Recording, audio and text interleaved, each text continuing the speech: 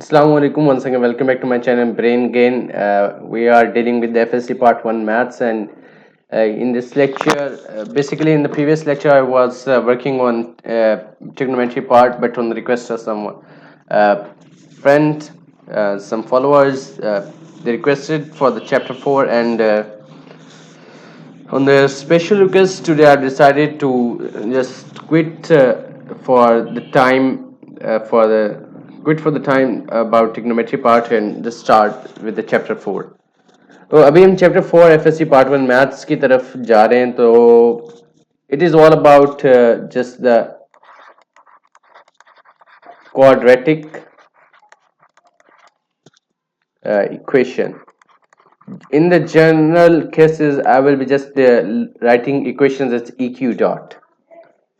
तो quadratic equation क्या है, सबसे पहले इसकी डेफिनेशन को जानना बहुत जरूरी है कि N equation of the form, लिखें आप मेरे साथ भी, an equation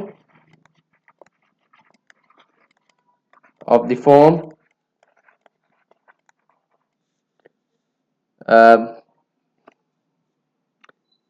A x square plus bx plus c is equal to 0 is called quadratic equation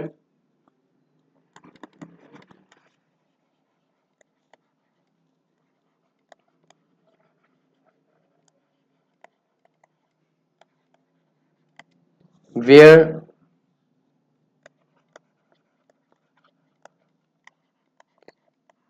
a is not equal to 0. ठीक है, एक तो ये होगी आपके पास डेफिनेशन, और एक और डेफिनेशन लिख लें ताकि अगर आप एमसीक्यूज पेपर में जाएं तो हट के डेफिनेशन आए तो वो भी आप लोगों को आती हो.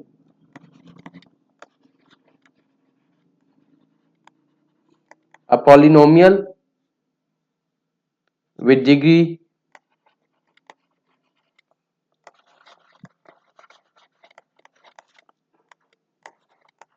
two is called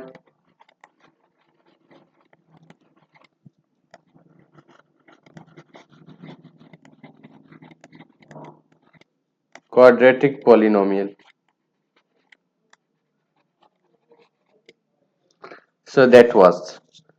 Now before going on to further definitions, and just I want to let you know about one note. You can write it on this side. तो नोट में आप ये लिखें कि quadratic equation has two roots. A quadratic equation has, अच्छा इस two roots का मतलब क्या है, यहाँ के पास जो ए एक्स स्क्वायर है, अच्छा लेट्स सपोज कि अगर यहाँ पे वो कहता कि ए जीरो, ऐसी कोई कंडीशन ना लगाता या इस वाली कंडीशन को a is not is equal to, अगर ए जीरो हो जाता तो आप लोगों के पास ये बी एक्स प्लस सी, ये एक लीनियर कंडीशन बन जानी थी. तो क्वाड्रेटिकली जरूरी है कि उसके पास एक्स स्क्वायर के बेसिस में हो, यानी कि आपका आप कैसे इंडिपेंडेंट वेरिएबल जो है वो स्क्वायर की फॉर्म में हो. ठीक है, तो इस वजह से ए का नॉन जीरो होना लाजमी है एक क्वाड्रेटिक इक्वेशन के लिए इस फॉर्म में. ठीक है, बी जीरो हो सकता है आपका, क्योंकि तब भी आपके पास एक्स स्क्वायर की फॉर्म में हो, जब आप सॉल्व करेंगे तो आपको एक्स के दो रूट्स मिलेंगे. अगर यहाँ क्यूब होता तो वो एक क्यूबिक इक्वेशन होती, और यानी कि उसके आपके पास तीन रूट्स होते. ये क्वाड्रेटिक है, इसमें आपके पास दो रूट्स हैं. ठीक है, खैर इस चीज डिस्कशन को आगे लेके चलेंगे, और लीनियर इक्वेशन की डेफिनेशन लिख लेते हैं, क्योंकि अभी मैंने आपको बताया अगर ए जीरो हो जाए तो फिर ये एक लीनियर इक्वेशन है. खैर लीनियर इक्वेशन की डेफिनेशन भी हम स्टडी करेंगे.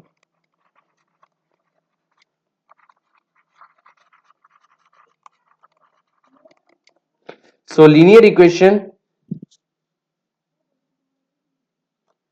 की डेफिनेशन अब लिखने लगे. An equation of the form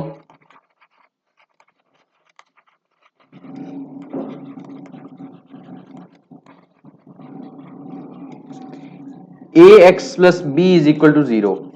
अच्छा, अब वहां पे वो ए एक्स था कह रहा था ना, लेट्स सपोज वहां वाला ए 0 हो गया, तो आप इसको एज इट इज इस तरह भी लिख सकते हैं, b x plus c is equal to 0। तो ये आपकी लीनियर इक्वेशन है।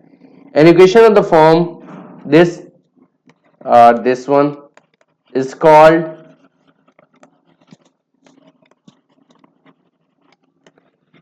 Linear equation.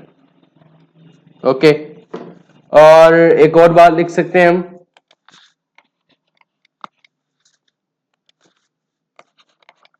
A polynomial with degree 1। यहां पे x की डिग्री क्या है, 1 है, ठीक है, यहां भी x की डिग्री 1 है। A polynomial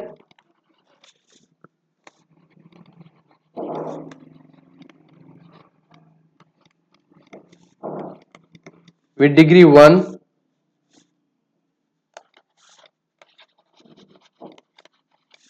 is called linear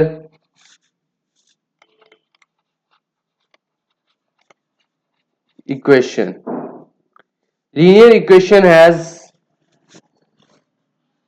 यहां पे लिख लेते हैं,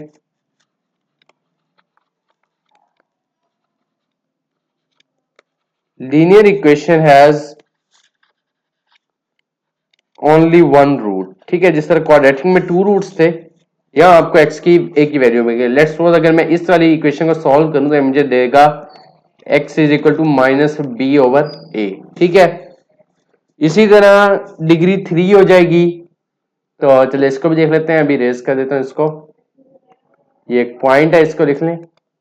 अगर डिग्री जो है वो 3 हो जाए तो ये क्यूबिक, डिग्री 4 हो जाए तो ये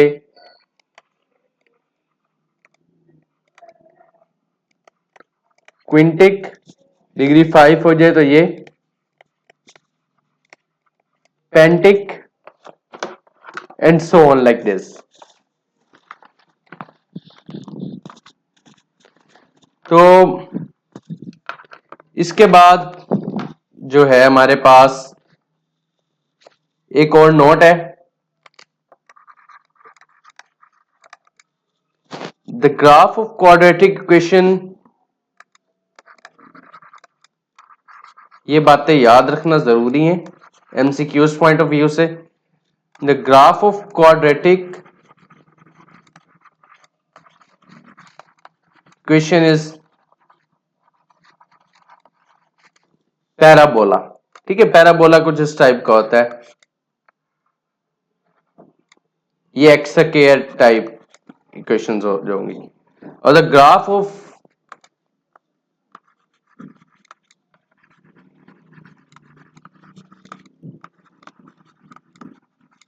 linear equation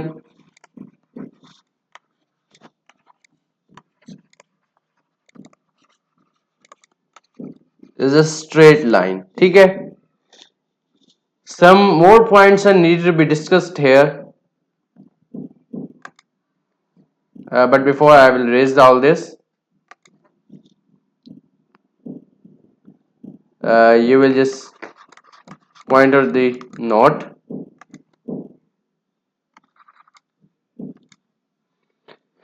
So the note is, there are dash methods. It can be your MCQs.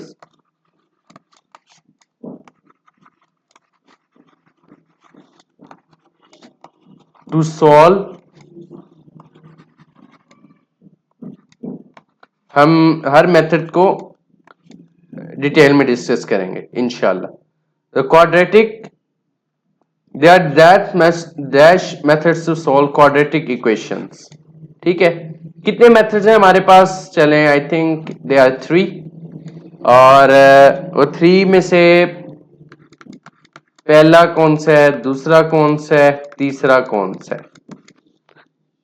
एक तो है जो शायद आप पहले भी काफी देख चुके होंगे डिटेल में पिछली क्लासेस में, दैट इज फैक्टराइजेशन।